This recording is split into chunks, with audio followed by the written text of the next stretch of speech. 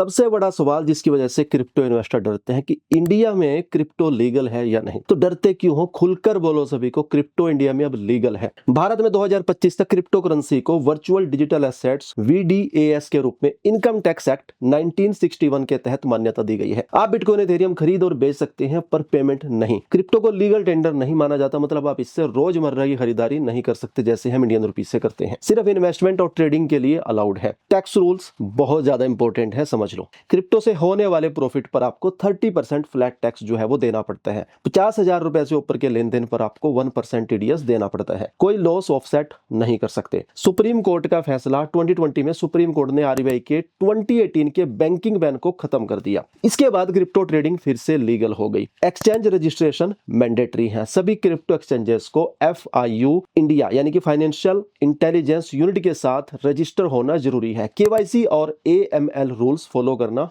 Compulsory है। Government का CBDC Bharat ने डिजिटल रुपीस CBDC लॉन्च किया जो RBI द्वारा बैक्ड है। ये प्राइवेट क्रिप्टो से अलग है। 2018 RBI banking ban, 2020 supreme court ने बैन हटा दिया। 2022 30% टैक्स और 1% TDS लगा। 2023 FIU रजिस्ट्रेशन मैंडेटरी और 2025 की बात करें तो रेगुलेटेड फ्रेमवर्क के साथ लीगल। तो याद रखो, क्रिप्टो इंडिया में लीगल है पर पेमेंट नहीं। ट्रेड करो, इन्वेस्ट करो, लेकिन टैक्स भरना मत भूलना। अब डिटेल्स में समझते हैं सारी चीजों को। सबसे पहले what is crypto currency. Crypto currency legal है या नहीं, यह जानने से पहले क्या आपने कभी सोचा है कि क्रिप्टो करेंसी इतनी पॉपुलर क्यों है। चलिए सबसे पहले समझते हैं कि क्रिप्टो करेंसी होती क्या है। दोस्तों, क्रिप्टो करेंसी एक वर्चुअल एसेट है जो डिसेंट्रलाइज्ड नेटवर्क पर काम करती है। इसका मतलब इसे कोई सेंट्रल अथॉरिटी जैसे कि गवर्नमेंट या RBI कंट्रोल नहीं करती है। इनफैक्ट इसका नेटवर्क कई कंप्यूटर्स में अलग अलग होता है जिसे हम ब्लॉकचेन टेक्नोलॉजी के नाम से भी जानते हैं। और शायद यही वजह है कि किसी एक एंटिटी के लिए इसको कंट्रोल करना काफी मुश्किल होता है। अगर बात करें इसके ट्रांजैक्शंस की तो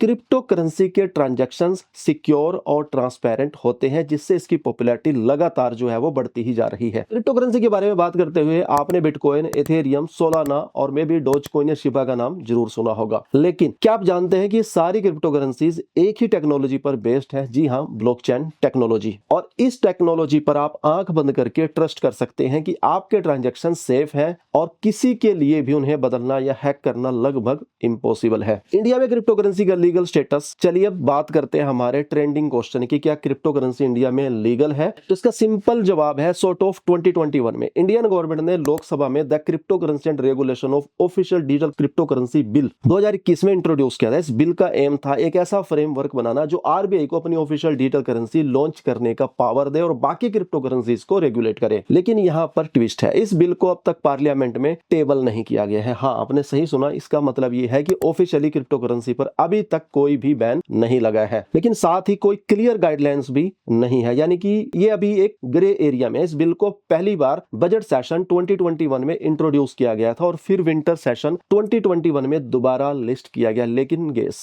क्या हुआ, दोनों बार ही इसे डिले कर दिया गया। अब सवाल उठता है कि ऐसा क्यों हो रहा है। सोचे, जब दुनिया भर में क्रिप्टो करेंसी की पॉपुलैरिटी स्काई रॉकेट कर रही है तो इंडिया क्यों पीछे रह जाए। कई एक्सपर्ट्स का मानना है कि गवर्नमेंट क्लियर गाइडलाइंस के बिना क्रिप्टो मार्केट को रेगुलेट करने की प्लानिंग कर रही है जिससे कि इन्वेस्टर्स और यूजर्स की सेफ्टी एंश्योर की जा सके। दोस्तों, आपकी ओपिनियन क्या है कि आपको लगता है कि गवर्नमेंट को जल्द से जल्द ही क्लियर गाइडलाइंस जारी करनी चाहिए या फिर क्रिप्टो करेंसी का रेगुलेशन टाइम लेने वाला एक कॉम्प्लेक्स प्रोसेस है। मिनिस्ट्री ऑफ फाइनेंस का उद्देश्य क्या है। पार्लियामेंट में रिसेंटली मिनिस्ट्री ऑफ फाइनेंस ने क्रिप्टो करेंसी के बिल में कई बार सवाल पूछे गए। इन सवालों का जवाब दिया गया Shri Pankaj Chaudhary, minister of state for finance ने। उन्होंने बताया कि क्रिप्टो एसेट्स बॉर्डरलेस होते हैं और इन्हें रेगुलेट करने के लिए इंटरनेशनल कोलैबोरेशन की जरूरत है। गवर्नमेंट का कहना है कि क्रिप्टो करेंसी को रेगुलेट करने के लिए ग्लोबल स्टैंडर्ड्स को इंप्लीमेंट करना जरूरी है। अब इसका मतलब क्या है, सिंपल है, किसी भी कानून का इफेक्ट तभी होगा जब इंटरनेशनल लेवल पे कॉमन स्टैंडर्ड्स जो है वो बनाए जाएंगे। यानी कि इंडिया सिर्फ अपने लेवल पे रेगुलेशंस इंप्लीमेंट नहीं कर सकती बल्कि इसके लिए ग्लोबल कोऑपरेशन जरूरी है। श्री पंकज चौधरी ने यह भी क्लैरिफाई किया कि जब तक इंटरनेशनल स्टैंडर्ड्स सेट नहीं होते तब तक इंडिया अपने रेगुलेशंस इंप्लीमेंट नहीं कर सकता। क्रिप्टो करेंसीज के बॉर्डरलेस नेचर की वजह से एक कंट्री के रेगुलेशंस का इंटरनेशनल इंपैक्ट लिमिटेड हो सकता है। क्या आपको लगता है कि इंटरनेशनल कोलैबोरेशन से क्रिप्टो करेंसी का फ्यूचर ब्राइट होगा या फिर यह इंटरनेशनल स्टैंडर्ड्स बनाने की प्रोसेस को कॉम्प्लेक्स बनाएगा? कमेंट करके आप जरूर बताना। तो करंट सिचुएशन की बात करें क्रिप्टो करेंसी के बिल की, गवर्नमेंट इस इशू पर डीप थिंकिंग कर रही है, गहरा विचार, और ग्लोबल स्टैंडर्ड्स के बिना किसी भी कानून को इंप्लीमेंट नहीं करना चाहती। अब हम समझते हैं क्रिप्टो टैक्सेशन को क्या है, नए नियम और इसका आपके लिए क्या मतलब है। अगर आपको लगता है कि गवर्नमेंट को आपके क्रिप्टो प्रॉफिट से कोई मतलब नहीं है तो फिर से सोच लीजिए मेरे भाई। क्रिप्टो करेंसी टैक्स इंडिया में सबसे कंफ्यूजिंग टॉपिक्स में से एक है। पहले तो इनकम टैक्स एक्ट और goods and services tax GST ने कभी क्रिप्टो करेंसीज को डिफाइन ही नहीं किया था, लेकिन फिर हाल ही में यूनियन बजट 2022 में फाइनेंस मिनिस्टर निर्मला सीतारमण ने जब अनाउंस किया कि डिजिटल एसेट्स जिनमें क्रिप्टो करेंसीज, एनएफटीज और बाकी डिजिटल एसेट्स शामिल है उन पर 30% का टैक्स लगेगा, तो शायद आप में से कई लोगों का दिल थोड़ा सा टूट गया होगा। यानी कि चाहे आप बिटकॉइन या इथेरियम में कितना भी प्रॉफिट आपने बना लिया, उसके एक अच्छा खासा हिस्सा सीधे सरकार की जेब में जाएगा। और अगर आपको लगता है कि सिर्फ 30% टैक्स देकर आप बच जाएंगे तो वेट, सरकार ने आपकी हर ट्रांजैक्शन पर भी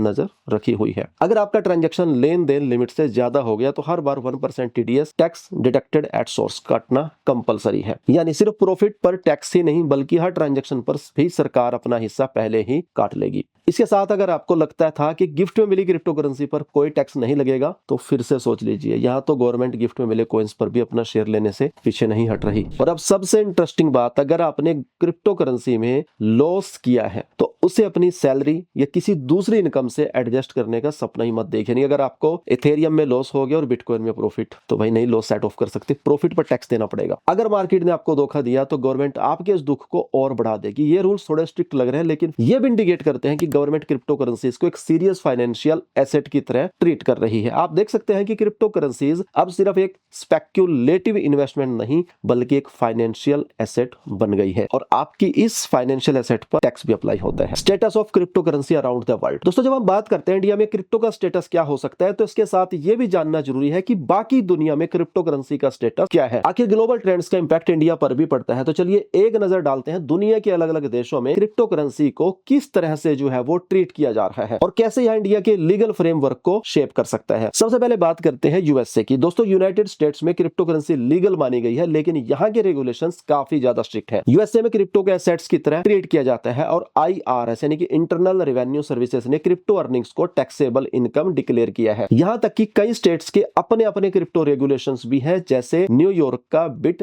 लाइसेंस जो क्रिप्टो बिजनेसेस के लिए जरूरी है। अब अगर हम इसको इंडिया से कनेक्ट करें तो यूएसए की तरह ही इंडिया भी क्रिप्टो करेंसी को एक फाइनेंशियल एसेट की तरह देख रहा है और अगर इंडिया यूएसए के मॉडल को फॉलो करता है तो फ्यूचर में हमें यहाँ पर भी स्ट्रिक्ट रेगुलेशंस देखने को मिल सकते हैं। जापान भी क्रिप्टो करेंसी को लीगल मानता है और यहाँ क्रिप्टो एक्सचेंजेस को रेगुलेशन के अंडर ऑपरेट करना पड़ता है। ये कंट्री वर्ल्ड के लीडिंग क्रिप्टो मार्केट्स में से एक है। इसके साथ जर्मनी में भी क्रिप्टो करेंसी को लीगल एसेट जैसे ट्रीट किया जाता है और यहाँ भी रेगुलेटरी फ्रेमवर्क काफी क्लियर है। अब अगर हम इन दोनों देशों के मॉडल्स को इंडिया के क्रिप्टो स्टेटस से कंपेयर करें तो ये साफ नजर आता है कि जापान और जर्मनी की तरह इंडिया में भी एक स्ट्रक्चर रेगुलेटरी फ्रेमवर्क की जरूरत है। दोस्तों, अगर ये सब जानकर आपको लग रहा है कि क्रिप्टो करेंसी की दुनिया में बस मजे ही मजे हैं तो जरा चाइना और बांग्लादेश का एग्जांपल भी देख लीजिए। लेकिन उससे पहले यूएई का आपको मालूम है कि वहां पर तो क्रिप्टो हो या कोई भी करेंसी हो उसके ऊपर टैक्स ही नहीं है भाई, सिर्फ 5% जीएसटी है, इसके अलावा कुछ नहीं। जितनी भी आप इनकम कर रहे हो भाई फ्री है। इवन दुबई के अंदर आप जो है क्रिप्टो से आप प्रॉपर्टी परचेस करो, लैम्बोर्गिनी परचेस करो, सब कुछ अवेलेबल है भाई।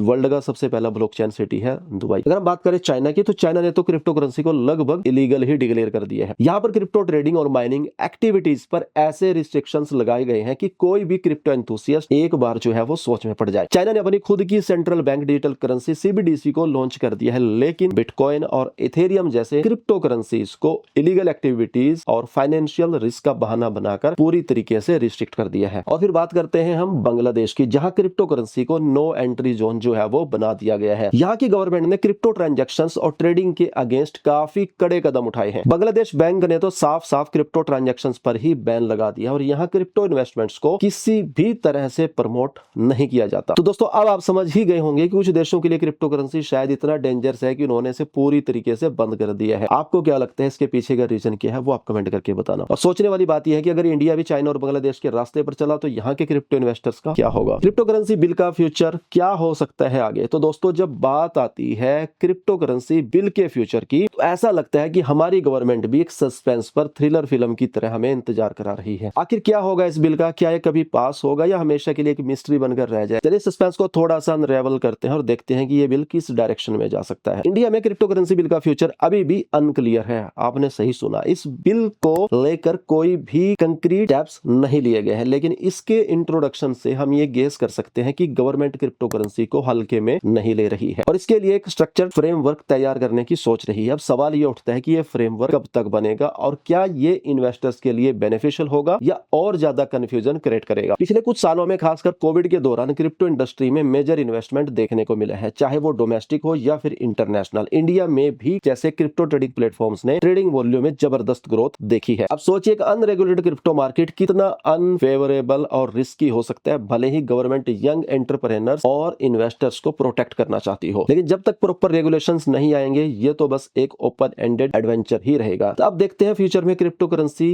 बिल का क्या होता है। क्या प्राइवेट क्रिप्टो करेंसी को बैन कर सकती है गवर्नमेंट, जैसे कि हमारा जी कैश है, डैश कॉइन है और प्राइवेट क्रिप्टो करेंसीज है। सोचिए अगर कल सुबह उठती खबर आती है कि आपकी हार्ड प्राइवेट क्रिप्टो करेंसीज को गवर्नमेंट ने अचानक से बैन कर दिया है, तो कैसा लगेगा। तो आप पैनिक तो जरूर करेंगे और ये पहले भी ऐसा हो चुका है। सबसे बड़ा सवाल जो हर क्रिप्टो इन्वेस्टर के मन में घूम रहा है, क्या गवर्नमेंट वाकई में प्राइवेट क्रिप्टो करेंसीज को बैन कर सकती है और सिर्फ आरबीआई की डिजिटल करेंसी को ही अलाउ करेगी। अगर ऐसा हुआ तो यह एक बड़ा झटका हो सकता है, खासकर उन इन्वेस्टर्स के लिए जो पहले से ही प्राइवेट क्रिप्टो करेंसीज में भारी इन्वेस्टमेंट कर चुके हैं। अब जरा सोचिए कि अगर गवर्नमेंट ने ऐसा स्टेप लिया तो मार्केट में कितनी ज्यादा अनसर्टेनिटी और वोलेटिलिटी फैल सकती है। इन्वेस्टर्स को अपने इन्वेस्टमेंट्स को लेकर हर कदम फूंक फूंक कर उठाना पड़ेगा। क्या नए रेगुलेशंस उनके एसेट्स को सेफ गार्ड करेंगे या फिर एक रिस्की गैम्बल जो है वो बन जाएंगे। ऐसे बहुत से सवाल हैं जो हर क्रिप्टो एंथुसियास्ट के दिलो दिमाग में चल रहे हैं। आप क्या सोचते हैं, क्या गवर्नमेंट इस तरह के ड्रेस्टिक स्टेप लेगी या फिर एक बैलेंस अप्रोच रखेगी? कमेंट करके जरूर बताइएगा। अगर आप सोच रहे हैं कि क्रिप्टो करेंसी इंडिया का फ्यूचर बनेगी या नहीं, तो हम आपको ये बता दें कि अब हम इस फैसिनेटिंग वर्ल्ड में आ गए हैं जहां अगर गवर्नमेंट एक रोबस्ट रेगुलेटरी फ्रेमवर्क बना ले तो क्रिप्टो करेंसी का फ्यूचर ब्राइट हो सकता है। लेकिन एक बार सोचिए, ये वही गवर्नमेंट है जो पिछले कई सालों से डिसाइड नहीं कर पा रही है कि आखिर क्रिप्टो करेंसी को लीगल करना चाहिए या नहीं। फिर भी हम ऑप्टिमिस्टिक हैं कि अगर कभी ऐसा फ्रेमवर्क बनता है तो ये क्रिप्टो करेंसी को एक मेन स्ट्रीम फाइनेंशियल टूल बना सकता है। उम्मीद करता हूं सारी चीजें आपको समझ में आ गई होंगी। इंडिया में क्रिप्टो का लीगल स्टेटस क्या है और इंडियन गवर्नमेंट का इसके ऊपर क्या स्टैंड है। लेकिन सवाल अभी भी वही है, क्या ये फ्यूचर की करेंसी है या फिर एक रिस्की गैम्बल। आपके क्या थॉट्स हैं? गवर्नमेंट के जो थॉट्स हैं वो आप लोगों को पता है? क्रिप्टो में इन्वेस्ट करने का सोच रहे हो या ऑलरेडी आपने इन्वेस्टमेंट कर दिए है या फिर आप कंफ्यूजन में हो? कमेंट करके जरूर बताइएगा। अगर वीडियो आपको अच्छा लगा तो वीडियो को लाइक करके अपने क्रिप्टो वाले दोस्तों के साथ में शेयर कर देना और चैनल को भी सब्सक्राइब कर लेना। ऐसे ही इंटरेस्टिंग टॉपिक पर हम आगे और भी ज्यादा बात करेंगे। अगर अपनी पर्सनल बात करूं तो इंडिया के अंदर जो है, जो हमारा 30% फ्लैट टैक्स है, उसको अदर जो हम टैक्स पे करते हैं लाइक स्लैब वाइज की, फॉर एग्जांपल 8 लाख या 10 लाख रुपए तक हमारा कोई भी टैक्स नहीं है। 12 से 15 लाख रुपए तक हमें 10% देना, उसके बाद 15% देना, उसके बाद 20% देना है। तो जो अदर स्लैब्स है सेम उसी तरीके से गवर्नमेंट को क्रिप्टो के ऊपर भी टैक्स जो है वो इंप्लीमेंट करना चाहिए। और टीडीएस तो देखो पर ट्रांजेक्शन पर नहीं होना चाहिए, बिकॉज एक्सचेंजेस को फीस देनी पड़ती है।